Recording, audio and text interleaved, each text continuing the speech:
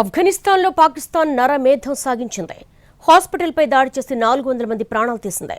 పాకిస్తాన్ పైశాచిక చర్యను భారత్ సహా ప్రపంచ దేశాలు ఖండించాయి. అయితే ఆసుపత్రిపై దాడి చేశామన్న వార్తలు పచ్చబద్దాలని కల్లబొల్లి మాటలు చెబుతోంది పాకిస్తాన్.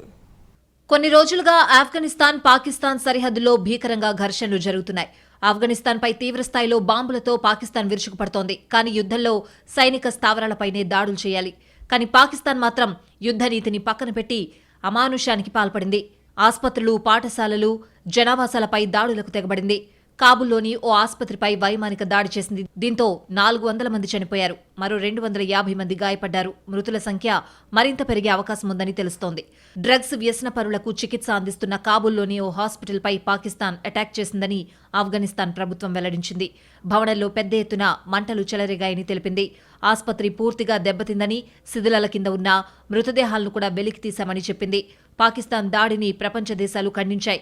ఇదొక అమానవీయ దాడిగా భారత్ వ్యాఖ్యానించింది. అయితే ఆస్పత్రిపై వైమానిక దాడి ఆరోపణలని పాకిస్తాన్ ఖండించింది.